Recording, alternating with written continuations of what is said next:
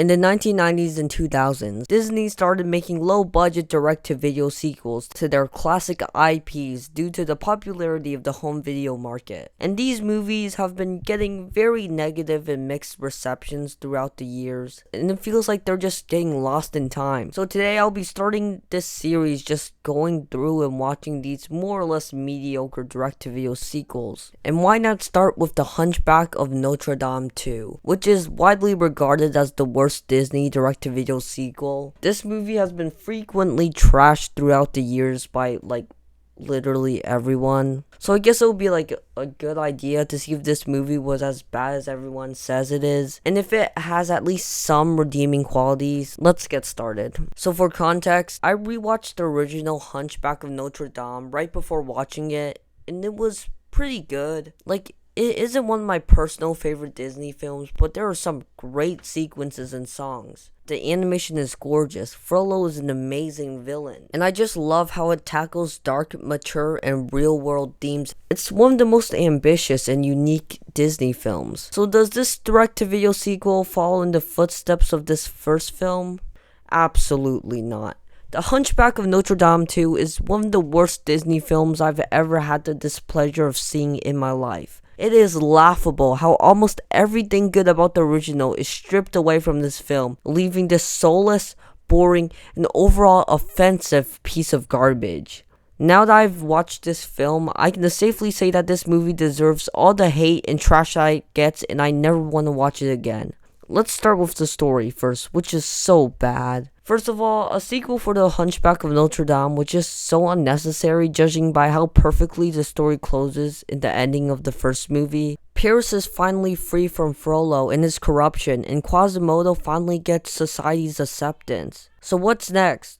Oh yeah, we should give Quasimodo another love interest because why not? This is just such a generic, lame, and really bad way to continue the story. It's just so predictable. So basically, a circus comes into Paris, and the leader of the circus, Sarouche, wants to steal this bell. And he sends this girl, Madeline, to Quasimodo so he can tell her where the bell is. But then Madeline and Quasimodo actually comes to know and like each other. And Madeline was about to tell Quasimodo about Sarouche, but the bell was already stolen.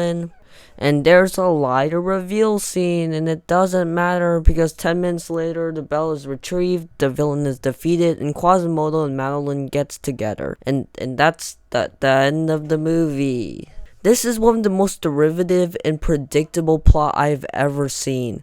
I could tell what was going to happen during the rest of the movie after the first 10 minutes. The romantic stuff seems like it was just ripped straight out of Beauty and the Beast, except way worse and with way less chemistry or heart. All the mature, serious, and powerful topics represented in the first film is completely absent in this film. This movie is just so lighthearted with no suspense or intensity throughout the entire runtime at all. It's not grand or breathtaking or interesting. The story feels like an episode inside of a cheap and bad Hunchback of Notre Dame TV show stretched up into an hour-long movie. And it absolutely sucks. There's also this plotline where Phoebus is suspicious about the circus people being criminals, but Esmeralda teaches him to, not judge them or something. It was not developed at all, so I don't even care. Now let's talk about the characters. Quasimodo is probably the least offensive character in the movie.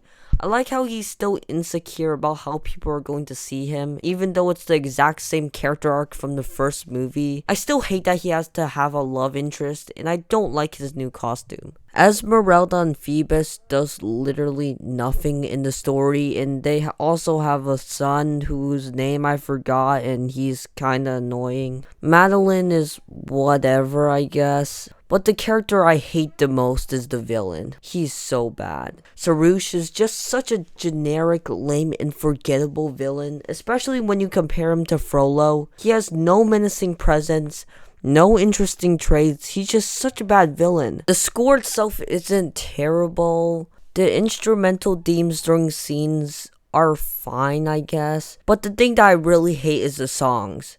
they're bad. The melodies are really forgettable, the lyrics are artificial, lame, and lifeless. The songs are just nothing. I don't think I can name a single song or melody in the movie. They're that forgettable. But probably the worst thing about this movie was the animation. Like, it's not good. It just looks so rushed, cheap, and lifeless. Like, I know that the animation is not gonna be as good as the original, but we can already see that Disney direct-to-video sequels, even before this movie, can actually look decent. I guess it could be worse. Like, some of the background of Paris looks decent, but the characters just look too cartoonish, and in some shots they're just frozen and still and resembling no life at all. Like I said, this just looks like a cheap animated Hunchback of Notre Dame show. The Hunchback of Notre Dame 2 is really bad. Everything that made the original so unique and special is stripped away from the film.